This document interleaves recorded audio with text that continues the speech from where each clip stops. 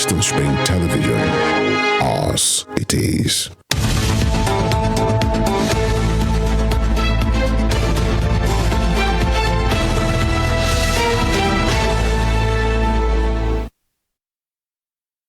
All right, thank you so much for joining us on the show this morning. Morning Spring on Western Spring Television is what you're watching. We bring it to you as it is. We tell you what is making the rounds of the social media, what is making the rounds on the traditional media, and what people are talking about in the social, political, socio-economic, and social-cultural sphere. My name is Emmanuel Ujadigiri, and I welcome you to today's edition of the program, Morning Spring, where we'll bring it to you as it is when it drops from where it drops. You already know what we do for you on the show, but if you're joining us for the first time, you can follow us on all our social media handles on Facebook, Instagram, and Twitter to keep up with the conversation. You can also subscribe to our YouTube channel at Western Spring Television. And do remember that we're reaching you live from Start Times channel 190 on the DTT platform. Thank you so much for starting your day with us. Now that the holidays are over, it's back to business, back to work. For most persons, civil servants, doctors, even private individuals, and everybody's welcome back to work on this very beautiful Tuesday, April the 11th of 2023. Yes, it's another bright and beautiful new day at the very beginning of the working days of the week. I'm Temitope Ajijola Oluola. Thanks for joining us on the Morning Spring on Western Spring Television today. Oh, well, you know that this is the season pre-inauguration after the declaration of the president-elect of the Federal Republic of Nigeria as the winner of the February 25th presidential election. But that election has generated so much conversation, so much digging into the past of many of the candidates, and so much allegations and counter-allegations. And so we've been looking at doing a post-mortem of the elections and seeing some of the matters arising and taking them one after the other, especially considering the fact that petitions are flying up and around, and petitions have also reached the election petition tribunal. But we'll take a quick break now. When we come back, we'll bring you the papers this morning. So it is.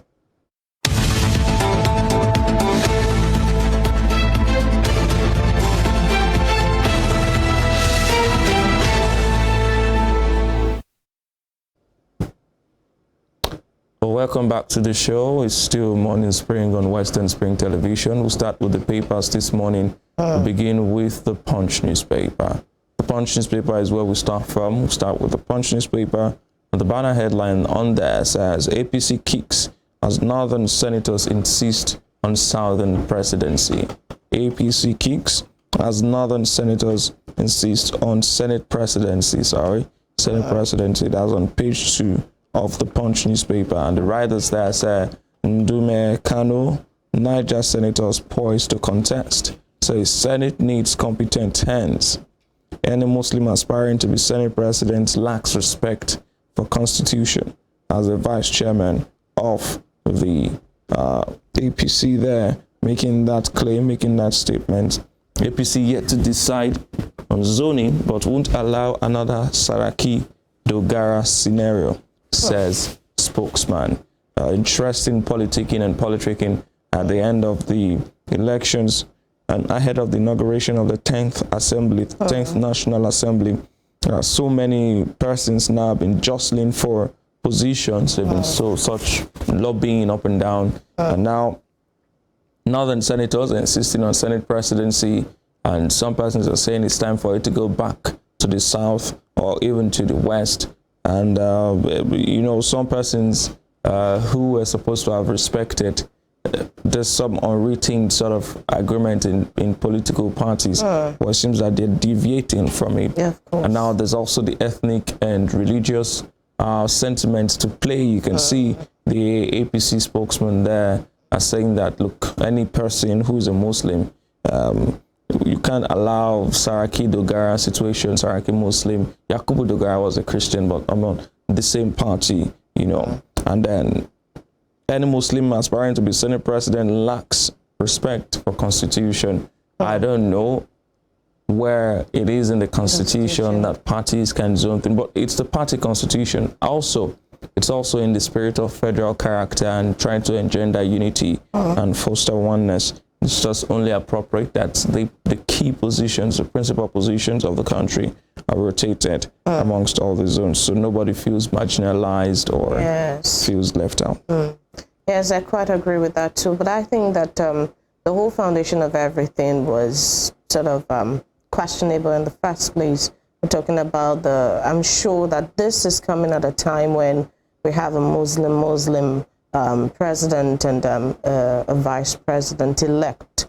And then, it would also be considerate if the Senate is also, a bit balanced. Having a Muslim there again is going to point fingers in that direction, and people will begin to talk. So I think that it's one of the things that are rattling that particular sphere right now. Well, away from the APC and its lobbying for principal positions at the National Assembly, you see some heartwarming pictures from Abuja, Lagos. Lagos there. Easter, Lagos FCT residents celebrates grateful for surviving cash crunch. It's all over the country. There was some celebration yesterday, over the weekend, really, Good Friday, Saturday, Sunday, and yesterday, Monday. A lot of persons went out to enjoy themselves, those who had the time, who had the luxury, and it was such a time to take a break from the harsh realities of the country, just revel in being alive, being a survivor, because as they say, being a Nigerian is a job on its own, a full-time job.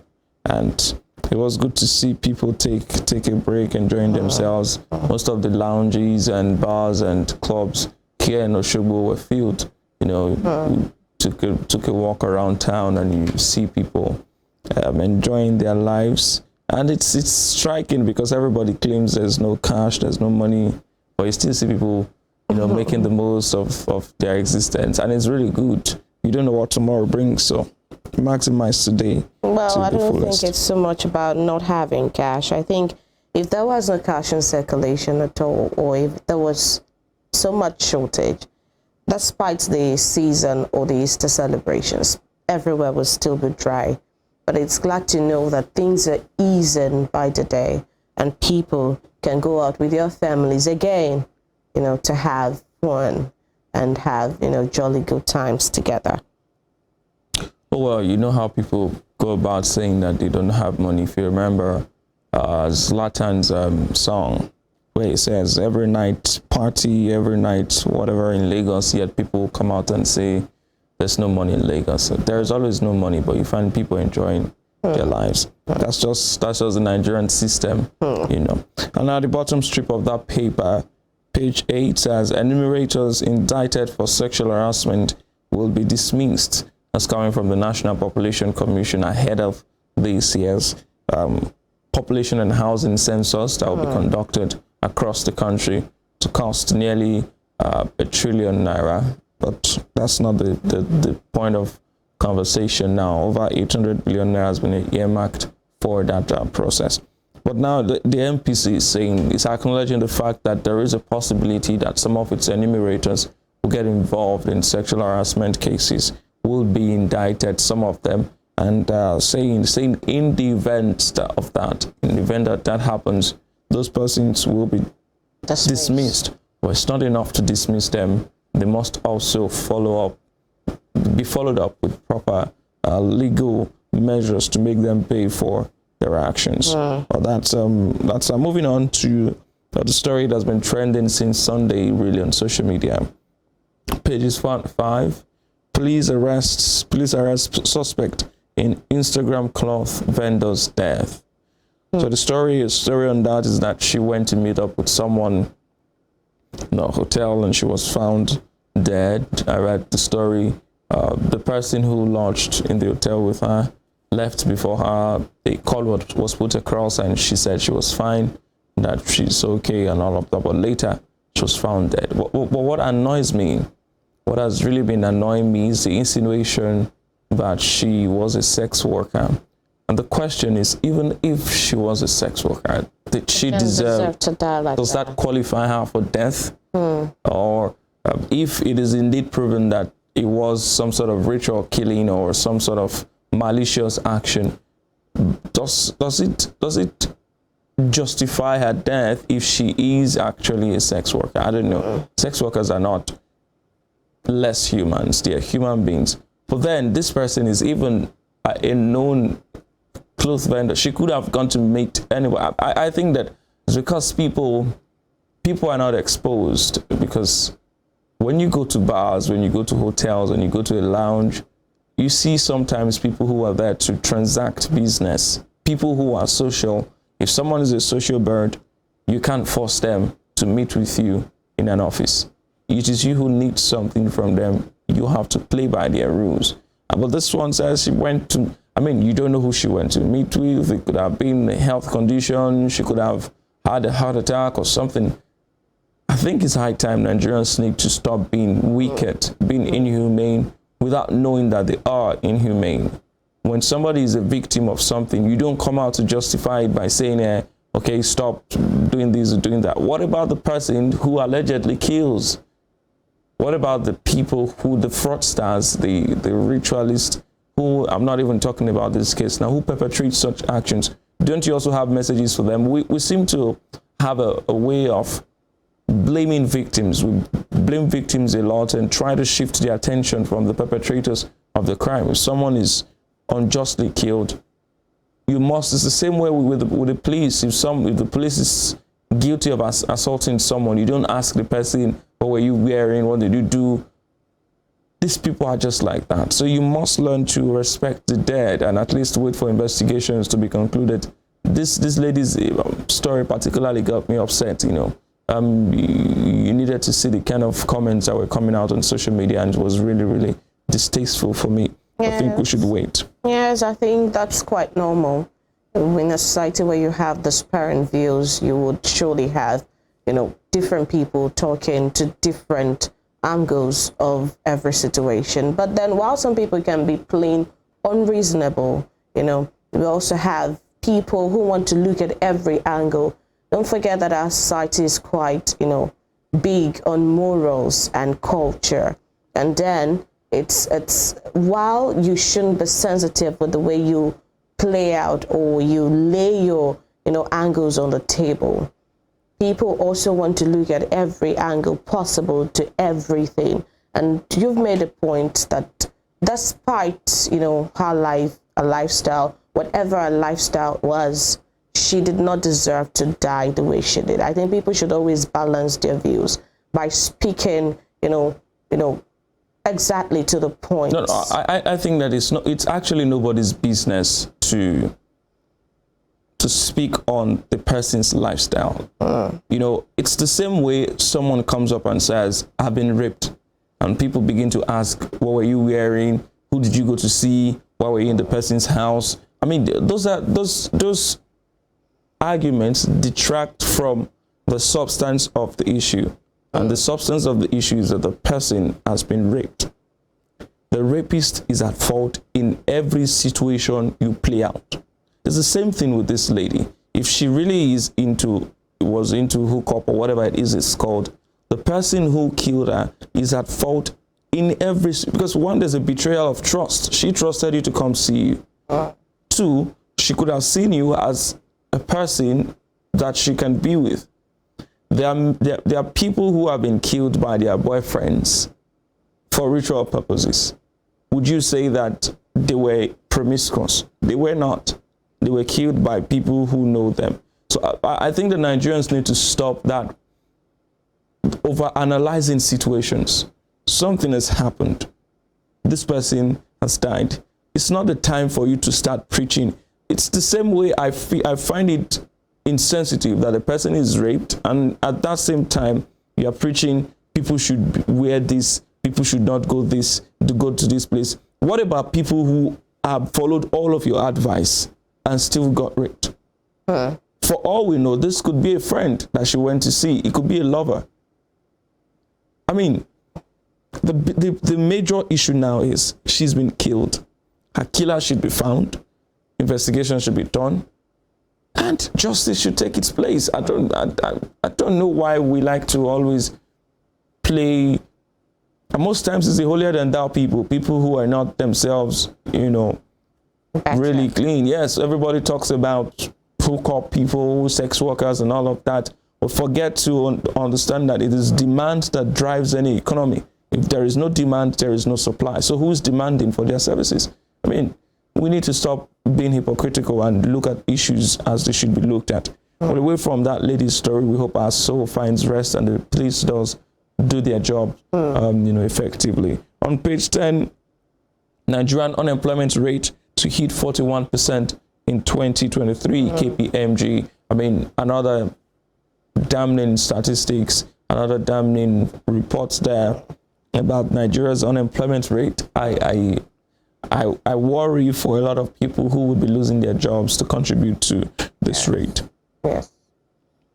Well, above the nameplate now, President Buhari should suspend fuel subsidy removal, declare marketers. As on page 19 is the ongoing battle between different forces in the oil sector, really talking about why fuel subsidy should be removed, if it should be removed, and when it should be removed. There's so many arguments on both sides of the divide. On page 8, UK restriction can't stop doctors' migration. NMA, NARD, that's a response to the advisory of the United Kingdom placing restrictions on putting some countries on their red list of where they shouldn't go to get doctors and all of that. Well, that is coming at a time when the Nigerian legislature is also contemplating some laws or a law that will keep medical doctors in the country for 5 years. On page 10, port reconstruction will cost $800 million, says NPA boss. I mean, in the aftermath, I'm not a conspiracy theorist, but at the twilight of President Buhari's administration, we're suddenly hearing very, very huge amounts of money being mentioned. $800 million borrowed from the World Bank to cushion the effect of fuel subsidy removal. 12 billion naira for 10 fire trucks by Hadi Sirika. $800 million for port reconstruction. 800 million naira plus for what's it called now, for census. 21 billion naira to renovate the National Stadium in Abuja. These are just people just mentioning huge sums. I don't want to see it for what other people have seen it for, but it's worrisome that we're really banding these huge sums around in the twilight of this administration. But that's all on the Punch newspaper this morning. All right, moving on quickly to the Daily Trust newspaper. And the headline says, consumers groan over epileptic power supply. And the writers say, situation worsening heat, access to water amid Ramadan. Muslim clerics faithful accuse discos of sabotage. Electricity companies blame low allocation from National Grid. Still having a lot of back and forth and a lot of downturn, in power supply in the country. Several people have been lamenting, this epileptic power supply, and some are even having a go with epileptic power supply. Some do not even have at all, and so it has really been a long battle. And then with power supply in the country. And just like on the Daily Trust, like on the Punch, on the Daily Trust, we also have pictures of children having fun at parks. Children celebrating Easter in Abuja and Lagos. And just below that, resident doctors reject bill mandating 5-year service for doctors. And that is on page 5 of the Daily Trust. And below that story, how to secure your bank account from fraudsters. To know more about that, check page 28 of the Daily Trust. And Buhari embarks on 8-day visit to Saudi Arabia today. The president embarks on an 8-day visit to Saudi Arabia today. And more of that story is on page 6 of the Daily Trust newspaper. And on page 10, bear attacks as sacrifice for new Nigeria, Obi tells supporters. Obi was imploring the obedience to bear attacks as sacrifice for new Nigeria. And just below the nameplate, arrest of Kano singers escorts, police commercialization responsible for abuse. Arrest of Kano singers escorts. Police commercialization responsible for abuse. Well, that's on page 11 of the Daily Trust. And $20 million Calabar Channel dredging. Intel's contracts cost my job. Intel's contracts cost my job. That's according to Hadiza Bala. And that's on page 19 of the Daily Trust newspaper. And on page 19 as well, we have World Bank to advocate debt restructuring for developing countries.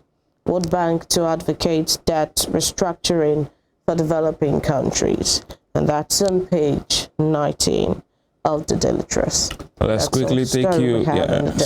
Let's quickly take you through the Guardian newspaper this morning. The Guardian newspaper has just about 5 stories there.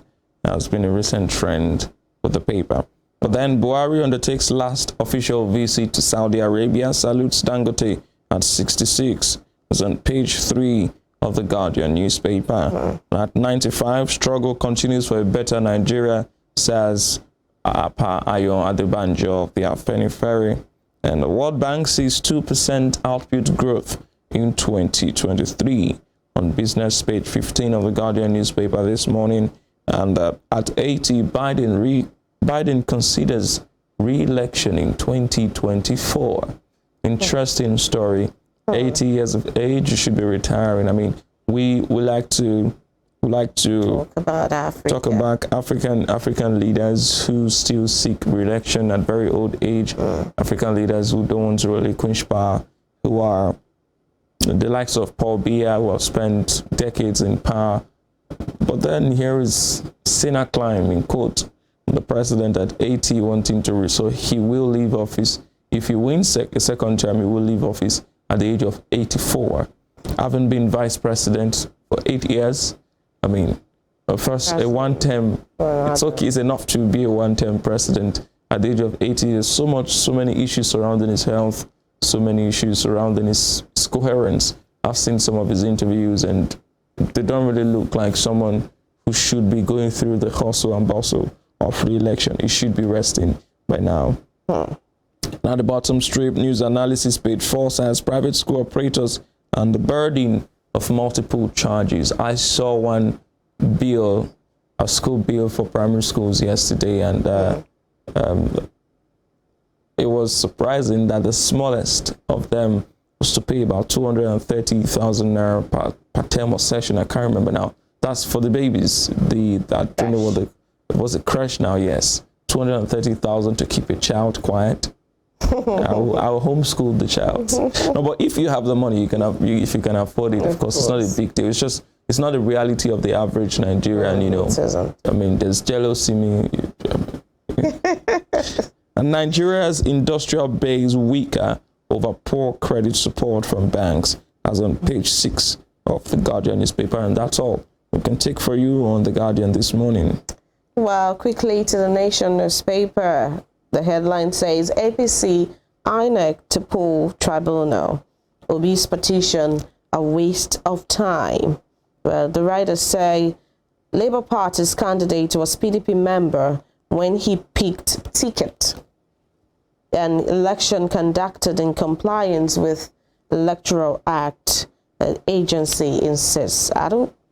Emmanuel, do you know if, being a candidate, a member of another party at a time, then you pick a ticket as candidate of another party, does it have any implication? Well, my worry is even not with that, but the fact that the APC and INEC are speaking to the tribunal now, telling them that the petition of another party is a waste of time. That is unduly influencing the direction of the thoughts of the tribunal. The same way we came for DSS for saying that you cannot say that suits are frivolous. I don't think that, and of course we know where it's on the Nation. That's where you can find this kind of story. It is wrong. I don't know why. I have a problem with the fact that the APC has forgotten about Atiku Abubakar and the fact that he also has a petition. The attention now is on Mr. Peter Obi and his, the personal attacks, the attempt to I don't know what the issue is with the person who came third. You should be concerned about the person who came second. If I don't know what it is, but Peter Obi left the PDP to pick up the ticket of the Labour Party. He had left the PDP. In fact, he did not contest the primaries in the PDP. He didn't. He went to the LP, got a ticket. So at no point was he having double nomination. So I don't know what excuse that is. There. Yes, unlike that of Shettima, who at the time he accepted the vice presidential nomination of the APC, was a senatorial candidate of the same party. So these are they are two very different cases, and everybody's actually clutching at straws to defend their mandate. Well, I think that everybody should be allowed to go to court. Yes, well, we've always known that the APC is well known for something, and that's propaganda. But I don't know how INEC is beginning to toe that line. INEC is supposed to just defend what you conducted. They can say that the election was conducted in compliance with the Electoral Act. Yes. It's their right to say that. It's a job. But you don't have the right to tell someone challenging. If I perceive that you have hurt me or you've cheated me and I go to court, you shouldn't be telling the court that my petition is a waste of time. Allow the court to decide if my petition is a waste of time. You are the defendant. You go to court and defend yourself. The abuse of, and this is what we talk about, the abuse of the judicial system. The fact that people can wake up and decide that this is how the tribunal should see something on both sides, on all sides, I think is condemnable. I think it brings our judiciary into disrepute. The case has not even started. Let's not go there. All right.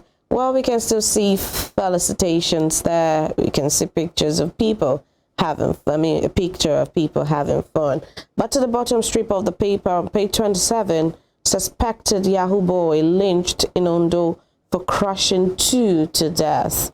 And again, this issue is, it's my problem suspected with the fact that the guy drives a good car and all of that, but there's a person, Oluyemi Fashipe, who is a well-known figure in Ondo State, who came out to say that the poor boy was rushing home because his parents had a misunderstanding, and he was lynched right there in front of his parents. According to them, crushing two. Yes, he was involved in an accident because he was rushing and crushed two persons to death.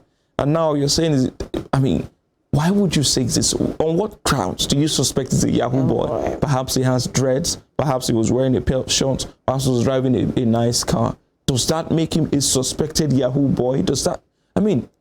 How have we gotten so? And then we complain that the police profiles people. The police, when they see you on dreads, why wouldn't they do that when media houses help in profiling people? How is because I read one very. I don't know the word to use now. Somebody saying the boy was told to go and kill 16 people and he killed 2 people. How do you come up with such things when somebody has been lynched? Let's assume he was a Yahoo boy. Yes. Let's assume he killed people. Should you lynch him? People. Should you kill him too? Is that your place to decide? Someone right there in presence of his parents. I don't know how his parents will be feeling now because they are partially responsible for their child's death. But if someone has committed a crime, you are not in a place to label the person. It is unfair, it is unjust, and it lends credence to the stereotype that people already have. In this age, I can't dye my hair now. I can't keep dreads. Why? Because people will think I'm a fraudster. At the same time, these same people some of them are even Christians, you bring ministers from overseas who have dreads, who have tattoos, who have piercings. And you don't have issues with them. Yes. But when Brother Chinedu or Brother Gbenga comes to church with dreads, you suspend him. Well, it's still a question of our culture. Now somebody dies and you say he's a suspected And Yahoo boy. some of On the what morals grounds? we uphold. On what grounds do you suspect him to be a fraudster? On what grounds? Well, I hope we can move past that and have a saner society. But just above the headline, on page 27, still abducted ex-Nasarawa deputy governor freed.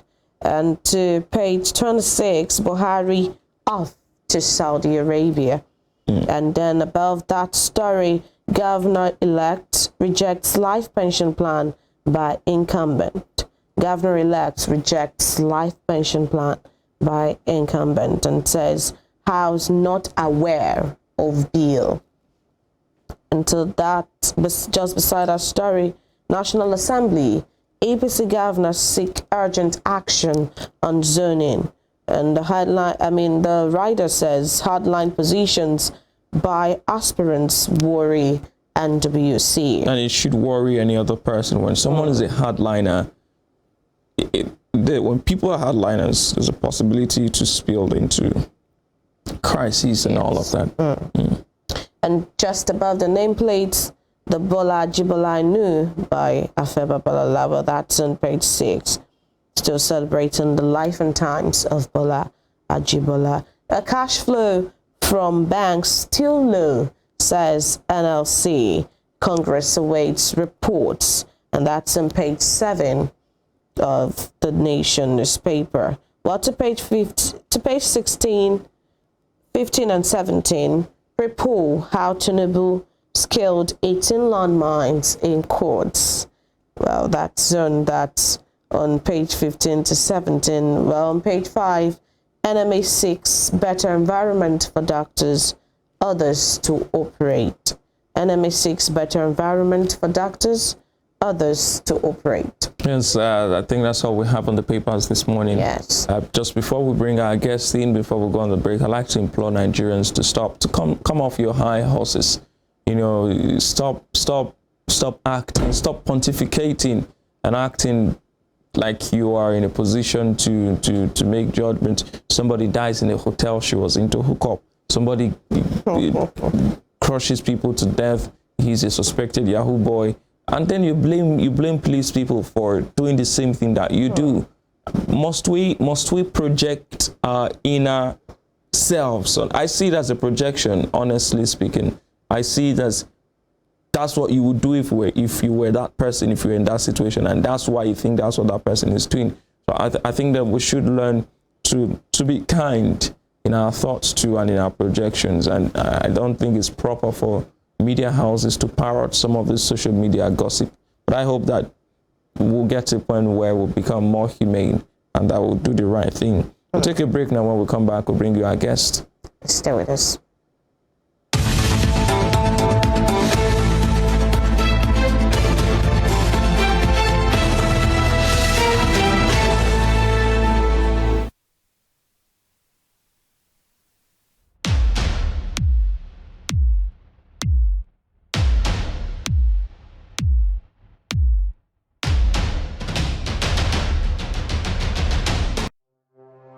Arrested, affected, sound, found.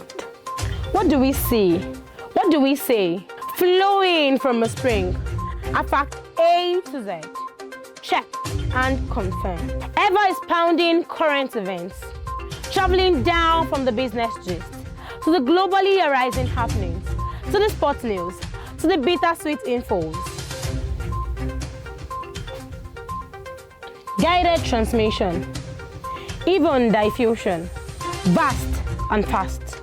Detailed facts are fled.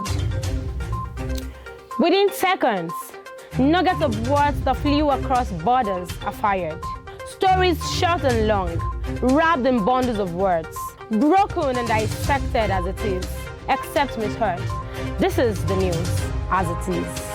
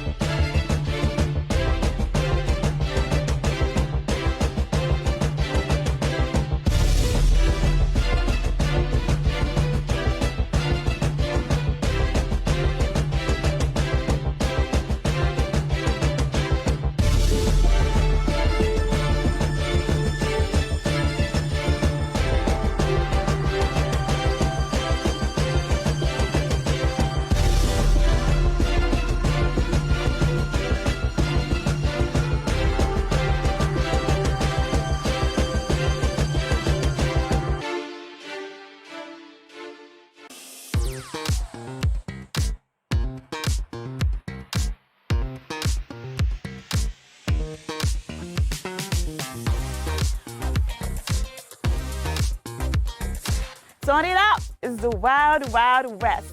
And Western Spring Television is pulling out all the stops to make sure that you don't miss out on every of the fun and happenings around you. Yup, we've got you covered because your girls got all the juiciest tidbits and entertainment news from around the world. Cross over to the chocolatey side of entertainment. Join me, Chocolate Cassie, on Eccentric as we take you into every bit of the juiciest news, fashion, music, movie updates, and other trending conversations. Together on the show, we'll get personal with your favorite celebrities via phone call, Zoom, or even live here in the studio. Eccentric will be showing on your TV screen on Western Spring Television, channel 190, only on StarTimes.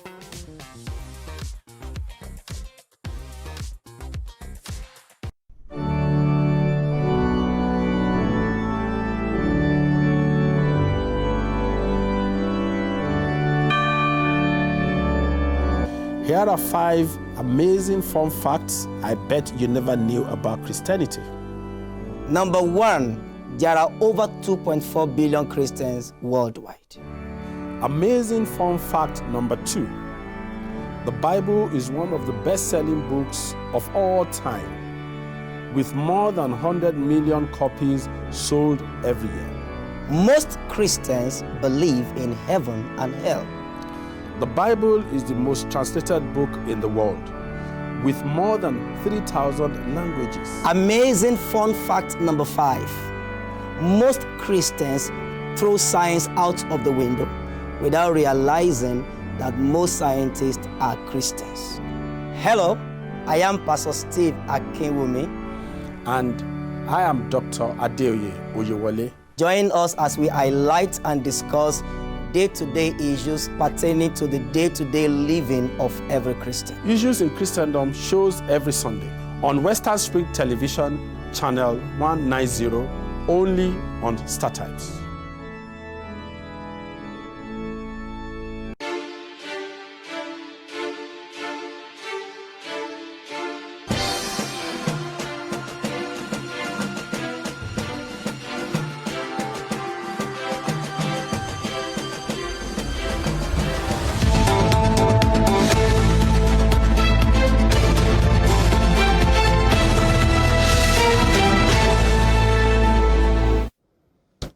Welcome back to the show. It's the Morning Spring on Western Spring Television. Time to bring you the interview segment of the program and to bring in our guest, Prince Ademola Oyedeokun, who joins us live on Zoom. Thank you so much for joining us this morning, Prince Oyedeokun. Good morning, Nigerians. Good morning, Western Spring Television. My pleasure. So now let's get down to what we're saying, what we've been discussing, some of the issues arising from petitions flying left, right, center in the court. So first of all, there's tension in town now because of the petitions. I'm sure you've read some of those petitions. I'm sure you've seen them. Are you satisfied with the quality of the petitions now from all the parties? Of course, I'm satisfied. It is the right of the petitioners who feel aggrieved from the outcome of the general elections we had, especially the presidential election of 25th of February.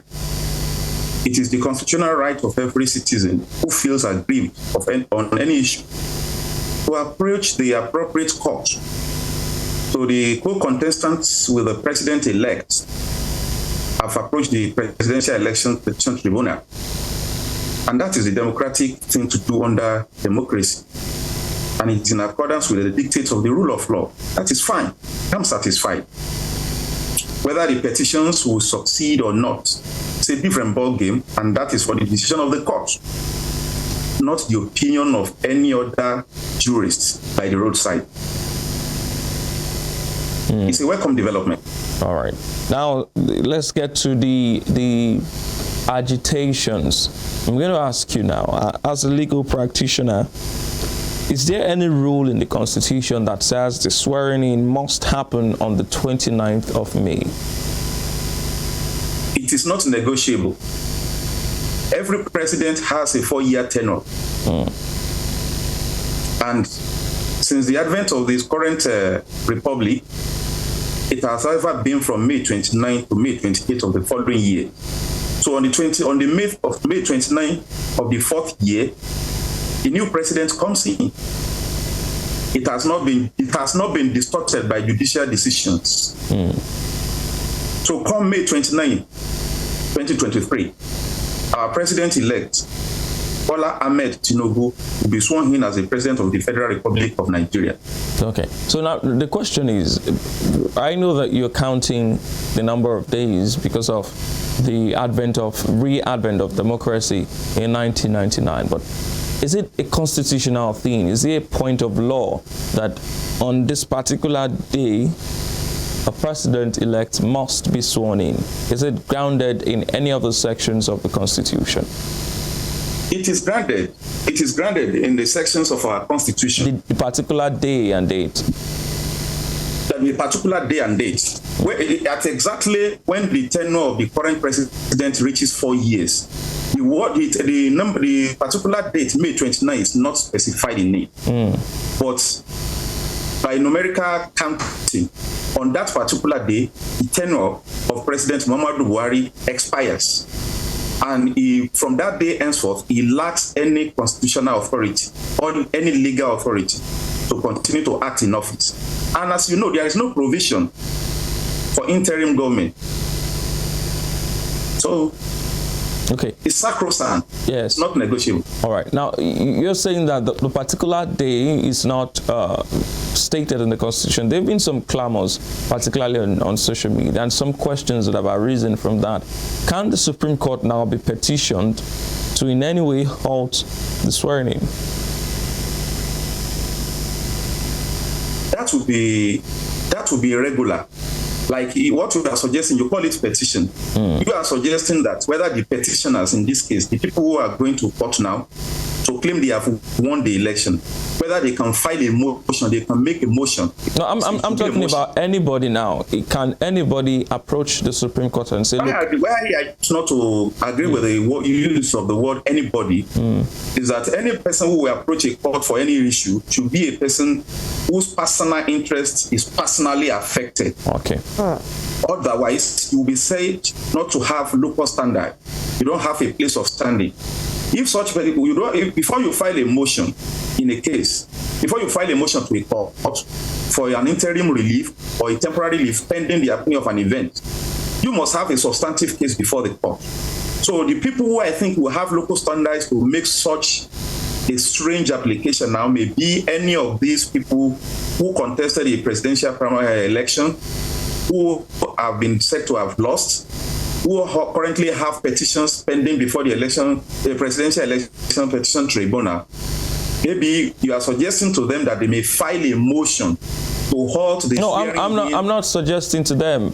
I'm only telling you what they have suggested, and I'm asking you, is it possible? Can it be done? That's what they are saying. I'm asking you as a legal practitioner now.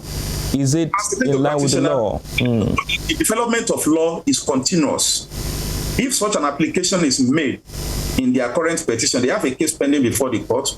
They are asking themselves to be declared as winner, both the His Excellency Atiku Abubakar and His Excellency former Governor Peter Obi. Both of them they have filed different petitions asking the tribunal to declare them the winner. And if they feel that it is not right for the president-elect to be sworn in before the petition is determined, yes, they may file a motion. Like you and somebody are fighting over a land as to who owns it, and the other party wants to build on the land.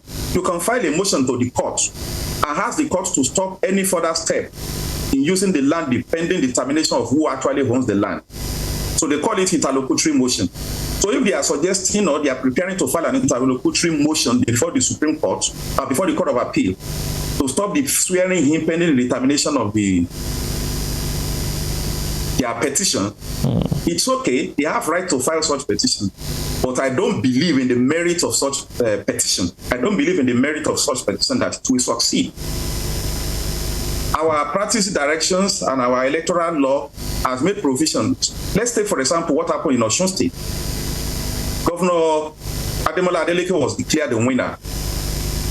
And former Governor Oyetola was the incumbent. he had to step aside pending the determination, and then the Governor Adeleke was sworn in. Efun didn't fall. And then he was acting as governor, and then the tribunal decided that he didn't actually win. When the tribunal decided that he didn't actually win, the provision of our electoral act says that person, if you cannot swear in the person the tribunal declared as winner until the time of appeal has lapsed. And within the time of appeal, Governor Adeleke continued to act and then he went on appeal. And now the Court of Appeal has affirmed him. So the Presidential Election Petition Tribunal commenced with a Court of Appeal. When they decide, then any party that is aggrieved by their decision, is dissatisfied with their decision, will still have the opportunity to go to the Supreme Court. So if the law says you should continue to act until the final determination of your mandate or of the petition against you, why will somebody be making a strange, unattainable, tall application to the Court of Appeal to stall our democratic process, our democratic tradition that has been on since 1999 till date? Such suggestions to me is incongruous, and I don't think it's grantable by the Court of Appeal. All right, so yes, you don't think it's grant. Now that's where I was going to. That I wanted to get your opinion on that. Now let's also look at now let's even look at the dispensation of justice. Now there is a time frame, 180 days, for the tribunal to run its course and determine the case of the presidency. Some persons have argued that it doesn't bode well for a president-elect now who is sworn in to have a case in court, considering the fact that he can wield some considerable level of influence on the outcome of that petition, of that tribunal. Now, do you think that the likes of Olisa Agbakoba, who have called for the determination of the suit before May 29, may have a point in reasoning that way? I've taken my time when I heard that as a rumor coming from our learned senior and father, our former MBA president, Chief Olisa Agbakoba. I went and watched the video, and I disagree, with all sense of respect and humility to him, I disagree with him in totality. In one breath, he is expressing a patriotic view, a patriotic professional view, and in another breath, you see politics and bias in what he is saying. The patriotic professional view he was expressing in that interview is in the area of suggestions for judicial reforms, which I also believe is long overdue. Our judicial process is moving at a snail pace, and it is disgusting, it is discouraging, and in most cases it defeats the purpose of justice. And nobody will argue against it that we need to effect judicial reform. If that involves reconstituting the Judicial Service Commission as well as the NJC Judicial Council, the National Judicial Council, so be it. But the political aspect of that interview, which actually betrays a so-called or pretentious bias, is in the area where he was suggesting.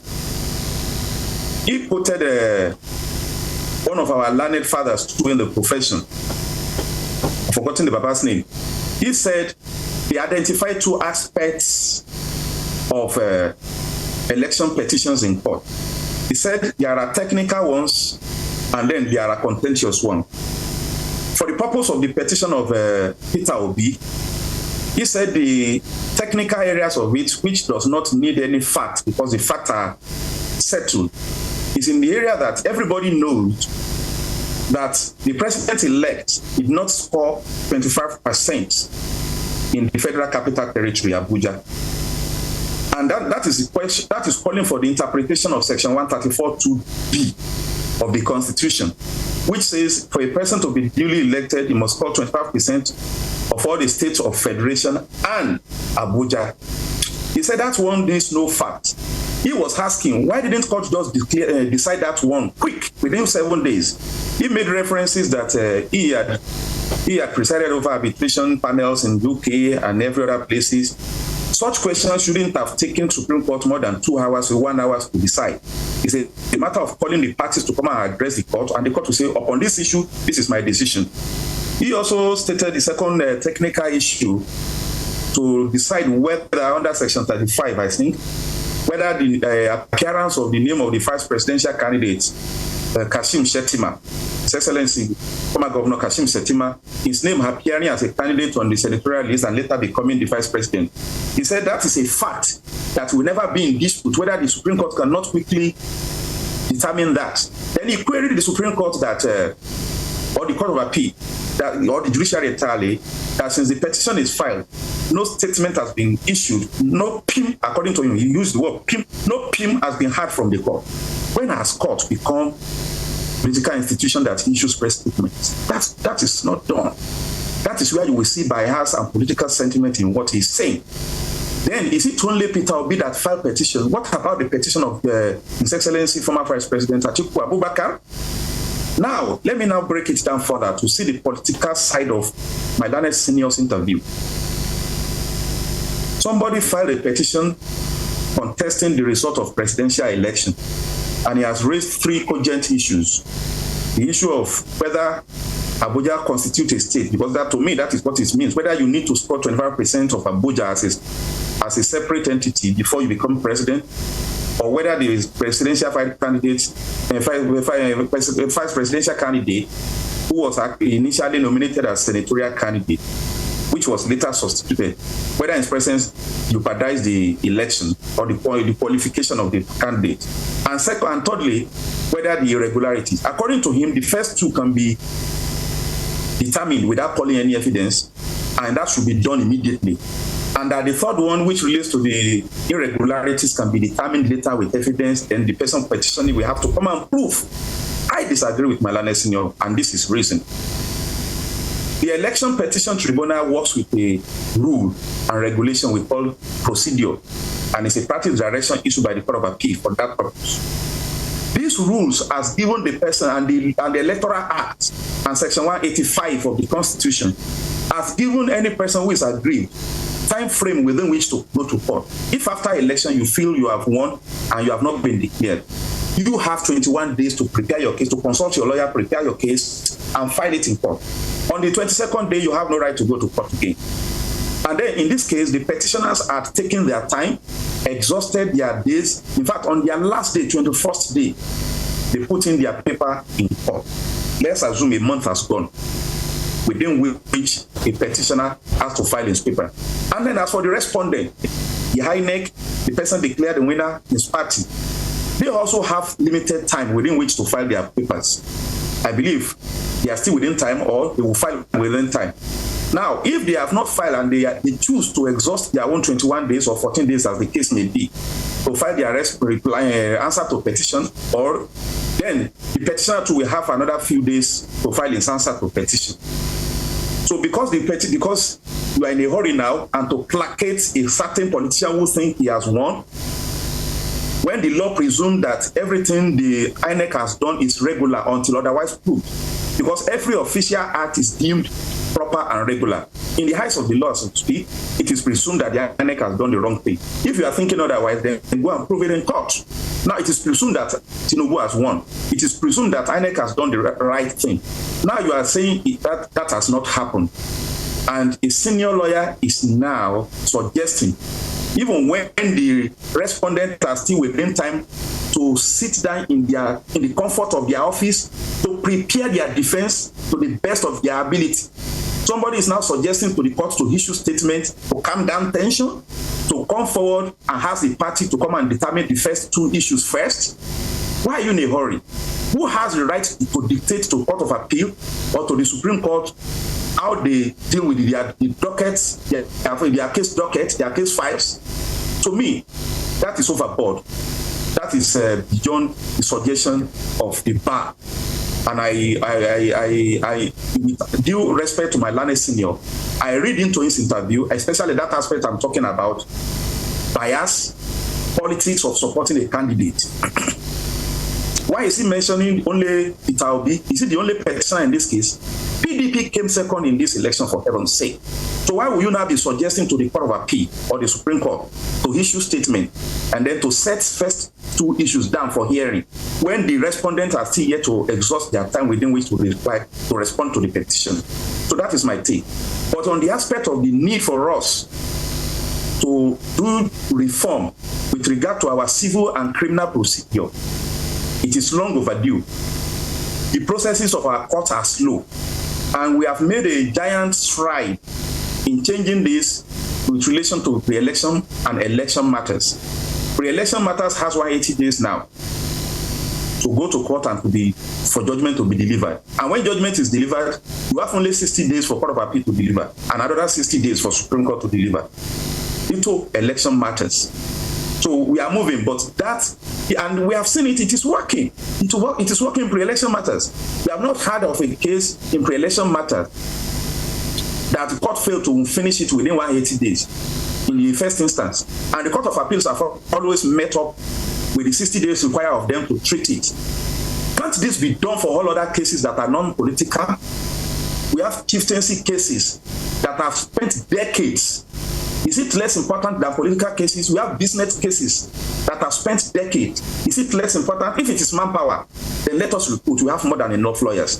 But the procedural bottlenecks that we have in Nigerian courts is discouraging. I'm saying it is defeating purpose of justice. And I agree with the learned senior with his call for judicial reform. But to dictate for the Court of Appeal, it is out of it. All right, Springs Oyedeokun, let's talk about the back and forth that has been going on between the petitioners and the respondents. Some of the respondents, APC and INEC, have been, especially APC now, has said that some parties' cases be dismissed. And that APC and INEC have also said that they said of Peter Obi's petition as being a waste of time. And so do you think that the judiciary can actually heed the call to dismiss some people's petition, or can they also state categorically that some people's petition are a waste of time? The funny aspect of it is that every party who approaches the court has gotten right to be heard, no matter how frivolous your case is. At worst, after the court hears you out and hear the defense of your opponent, if the court finds that your case you have brought to court is frivolous, you can be damnified in costs. But every case that comes to court, no matter how unreasonable, no matter how frivolous, every party must be heard. Then that call coming from APC, you can't expect anything less. Will you say APC should encourage the court to dignify the petition of their opponents? They are just doing their own politics. It's a political party. And everything that comes from that party, please read politics into it. All right, so before we let you go, what are your recommendations for us to move forward now? So many persons are worried about the integrity of the judiciary, and they're pegging it on the antecedents, some antecedents. Look at a couple of years ago when they were conflicting others by federal high court judges that the CJN had to step in. Now, how do you show up confidence in the judiciary ahead of the determination of these suits? There are two issues here. But I want to say, it is said that law is conservative, yes, but it's also developing with the society. It has been long we had such conflicting decisions from Federal High Court, which is a court, just one court, but it has different divisions all over the Federation. The headquarters in Abuja, and the one in Osogbo is the same Federal High Court that we have in Abuja, the one in YF in Port Harcourt. Every judge of those other divisions belongs to the headquarters in Abuja. And you can file your case in any of these divisions. And that's when you saw a party filing a case in Osogbo, and that person will go and file it in Abuja because all the court has jurisdiction. And when the embarrassment came to the entire judiciary, the chief judge of the Federal High Court had to arrest the situation by issuing a procedure that makes it difficult for parties to multiply actions. Somebody filing here, another person filing there. Then before you file any case in Federal High Court now, you have to file an affidavit of non-multiplicity of action. And if it is later found that you have multiplied action or you have abused the judicial process, it amounts to professional misconduct on the part of legal practitioner, and that person is going to be punished. So we are evolving. When a problem comes, then we provide solutions to it, and then we develop from there. And as we go, another problem will emerge because people will beat rules, and then we will improve. So we continue to improve. As to the integrity of the judiciary, the Bible will say, my mother is not good. He's the one who gave birth to me. No matter how bad my father is, he's the one who raised me. Somebody who has not gotten another cloth will not describe the one on him as rag. The only judiciary we have is what we have. We won't call the judiciary of the United States of America to come and decide our cases. We won't call the judiciary of our neighboring Ghana, Togo, or any other country to come and decide our cases.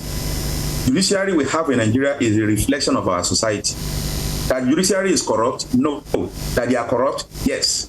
What I mean, they have corrupt elements in the judiciary. And the judiciary itself is trying day in, day out to shed itself of all those bad skins. Go into your newspaper, you see judges that are punished for one error or the other. We are improving. But for somebody to come online to condemn the judiciary in totality, to express like Mr. Obidati and Mr. Dati Yusuf had done, somebody who filed a case and said publicly that I don't have trust in the judiciary, then why did you go there? Why did you go there? You say you don't have trust in the judiciary, then why did you go? So, to me, we should behave as responsible citizens. We should push for improvement on our institutions. We should try our own personal efforts to improve our institutions. But we should not do anything to bring those institutions down, either locally or on the international scene. All right. We should be a patriotic citizen. Thank you very much. Well, thank you so much for your time, Prince Ademola Adokun, a legal practitioner. Thank you for joining us on the show this morning. It's my pleasure. All right, that's the first leg of the interview. We'll be back with our next guest to stay with us.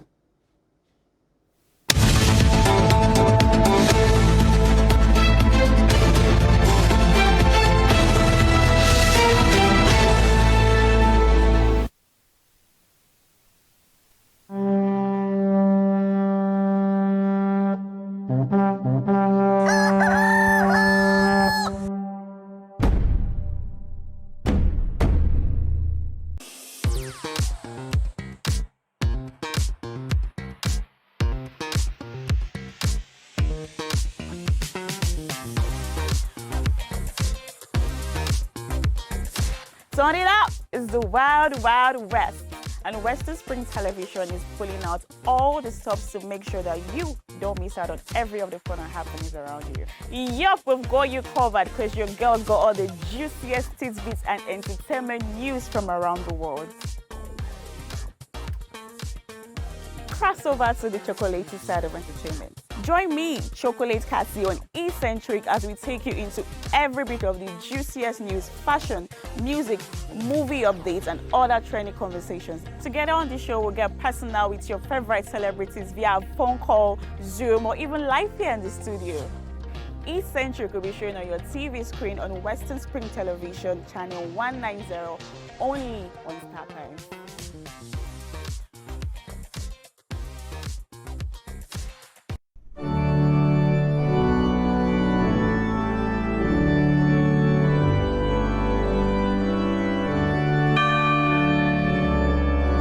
Here are 5 amazing fun facts I bet you never knew about Christianity.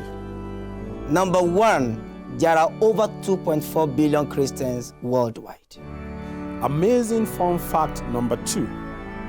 The Bible is one of the best-selling books of all time, with more than 100 million copies sold every year. Most Christians believe in heaven and hell. The Bible is the most translated book in the world, with more than 3,000 languages. Amazing fun fact number 5. Most Christians throw science out of the window without realizing that most scientists are Christians. Hello, I am Pastor Steve Akinwumi. And I am Dr. Adeoye Oyewole. Join us as we highlight and discuss day-to-day issues pertaining to the day-to-day living of every Christian. Issues in Christendom shows every Sunday on Western Spring Television, channel 190, only on StarTimes.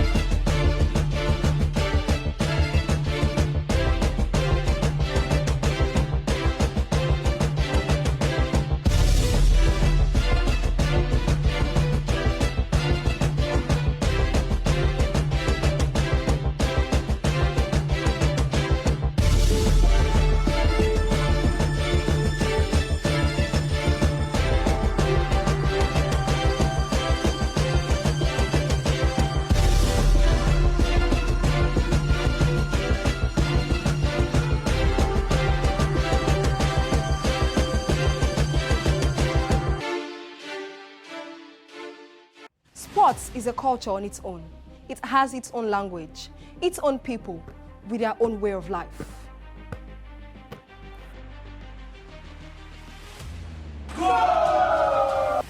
The world of sports is never void of actions, stories, dramas, and scandals.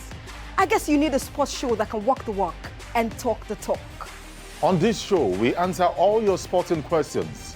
The whens, the whys, the wheres, and even the what ifs. Sports Spring is that show that will give you that new lease of life you've been looking for in sport journalism. Join me, Joseph Atewe, And your sports Amazon, Nengi Ernest. on this station, Western Spring Television, channel 190, only on StarTimes. Let's talk sports. Let's speak the most universal language of the world.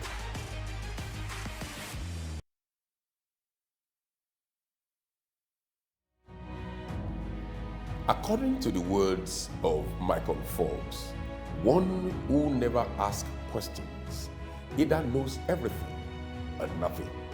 Watch me as I ask the questions you think no one wants to answer. Even questions it appears no one has got the gut to ask.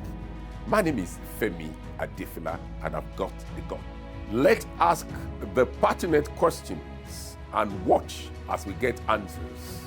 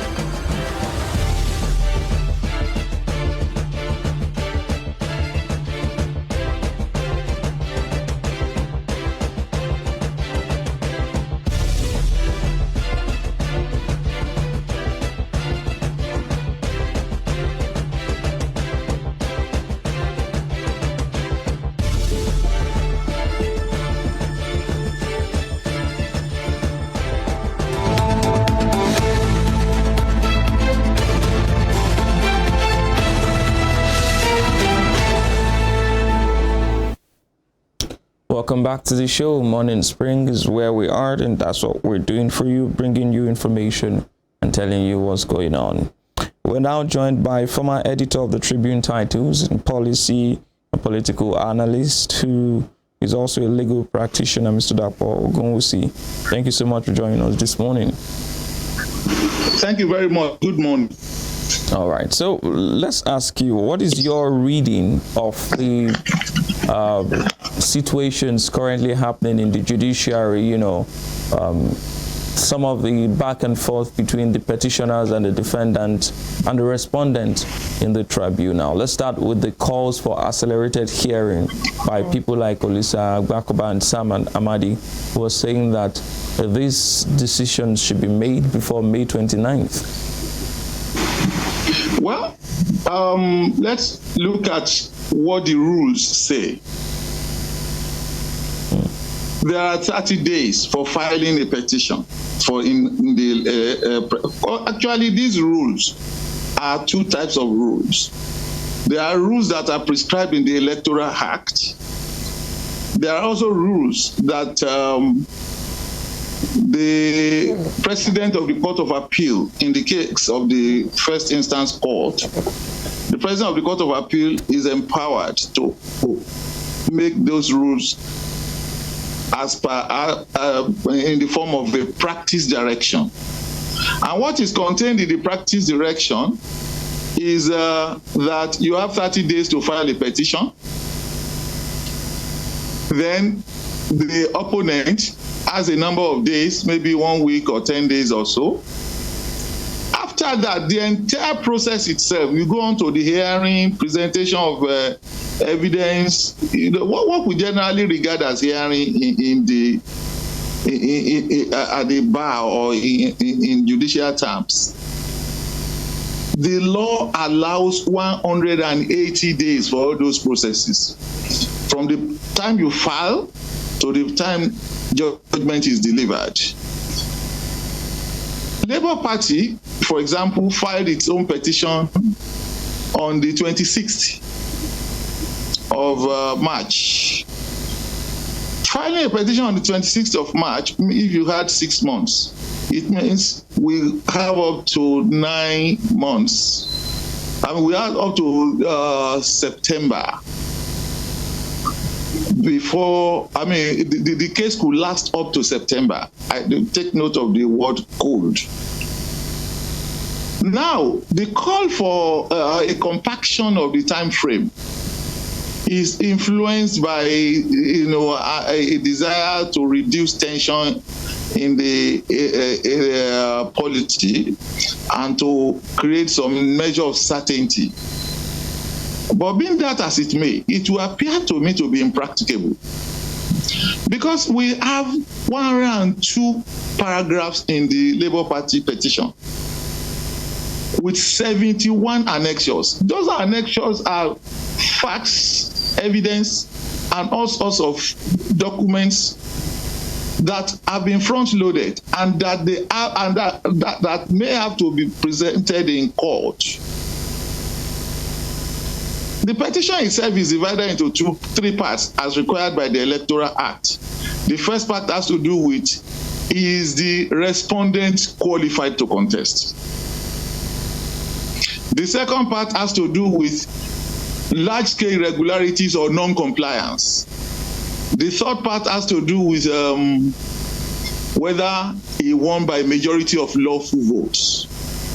There is no way that you can go through 71 annexures answering all those three questions in a week or 2 weeks.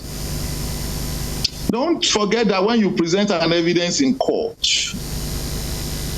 the opposing camp may have objections. They may have additions.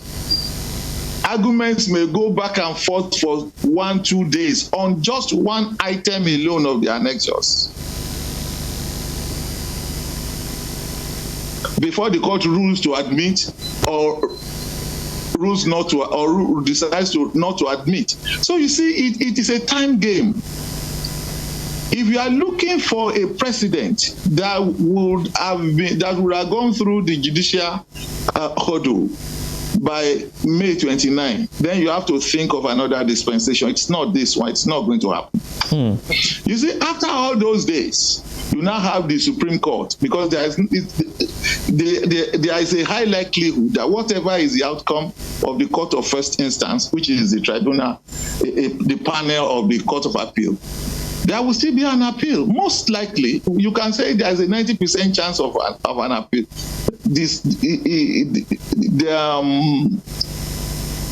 Notwithstanding what may be the outcome of the Court of Appeal panel. So we are talking of a case that is lasting the whole of this year. And the Supreme Court has another 60 days within which to make its decision known. So it means that for the whole of this year, we are going to be in court on the presidential election matter.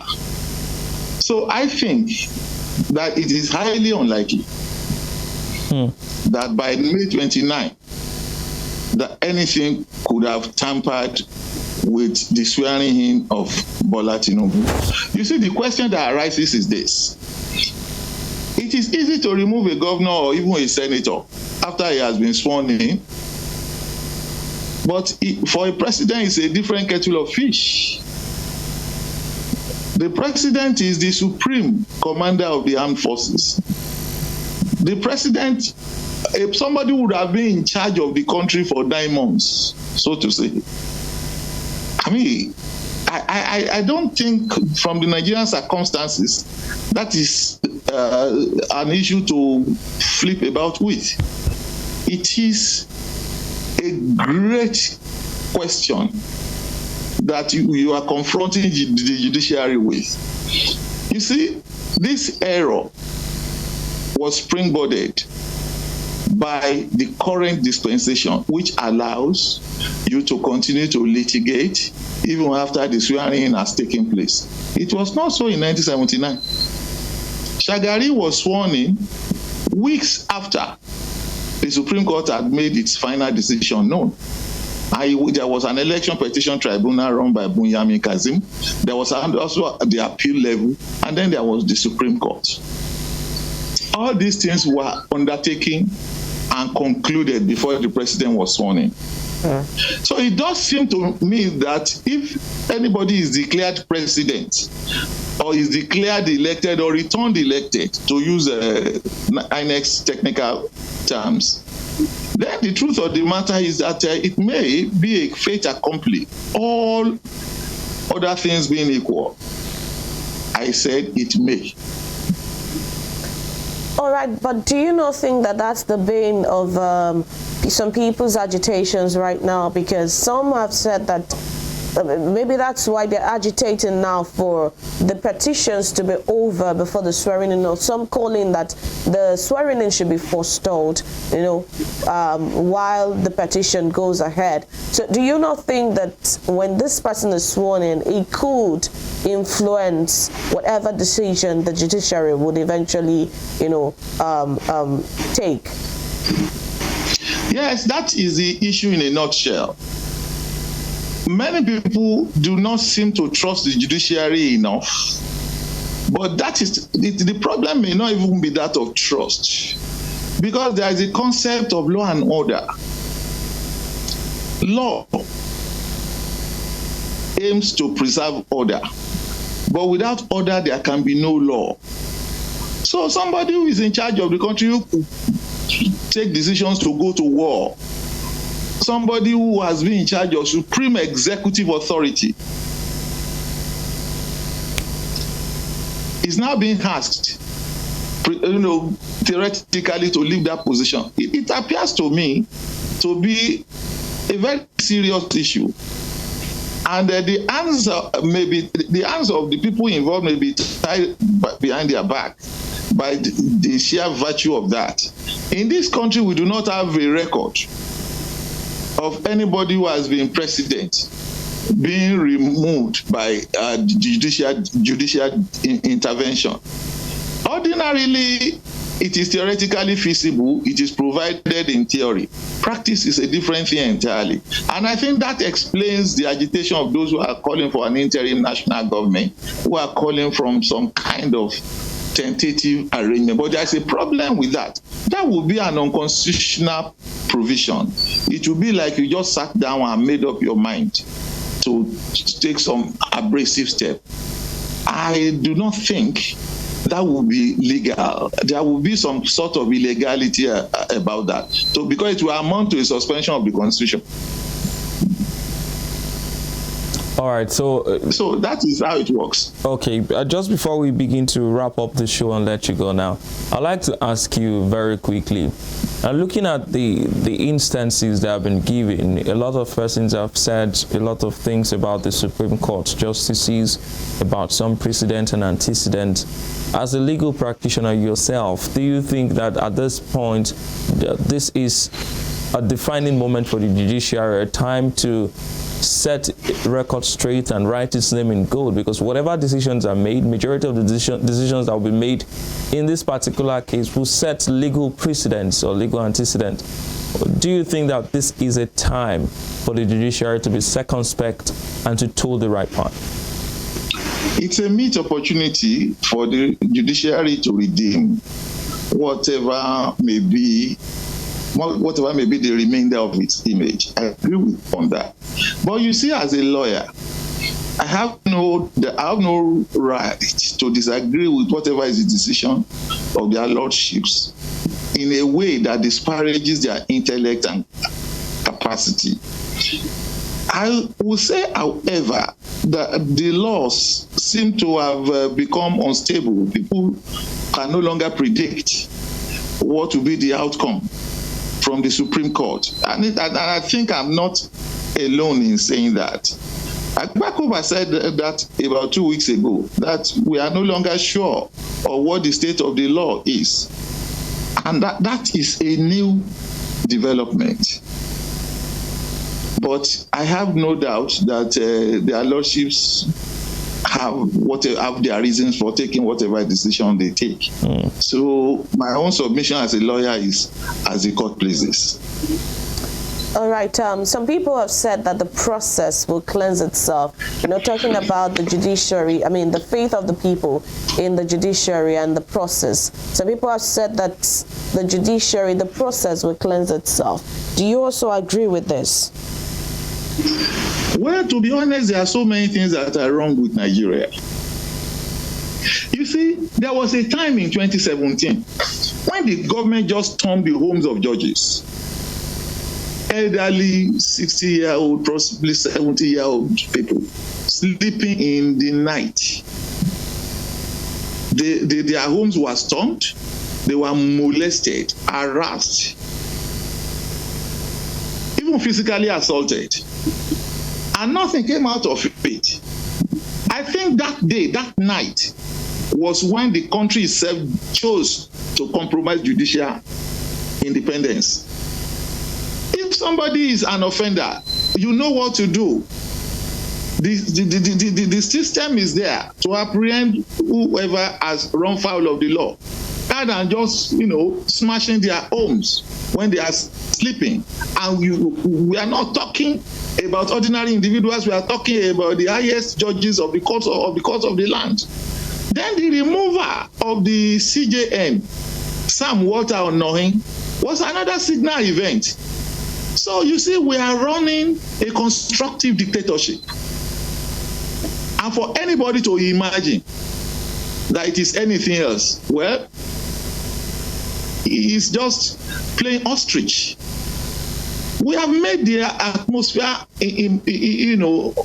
unconducive for our judges to be sufficiently independent and fearless. Because if they had killed one or two judges that night, that would have been the end of the show. Even the Nigerian Bar Association could not muster a protest, they could not muster a protest on the storming of the home of judges. You see, what we have at the moment is a constructive dictatorship. And we need to come to terms with that. All right, so let's one more question for you now. What will be your charge to all the justices and the judges who will be sitting on the election petition tribunals? Well, let me put it in two ways. If I had that kind of privilege, I know what I would do. I would take the side of history and do justice as is fair and without favor to all manner of men. That is the irreducible minimum expected of them.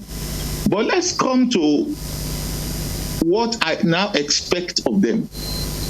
I would expect of them to make history. Ordinarily, that's what I would expect. But then, Nnamdi Azikiwe will say discretion is the better part of valor. That is why I will find it difficult to imagine that they will live up to such lofty expectations. But we all wish they would. All right. So yeah, well, that's where we leave the conversation this morning. Thank you so much for joining us, Sadako Ogunwusi, former editor of the Tribune Titles, policy and political analyst, and of course a legal practitioner.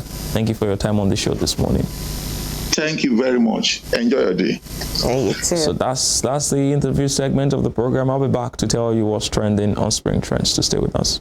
And until tomorrow, I say bye-bye. I'm Temitope Ajijola Oluwaola.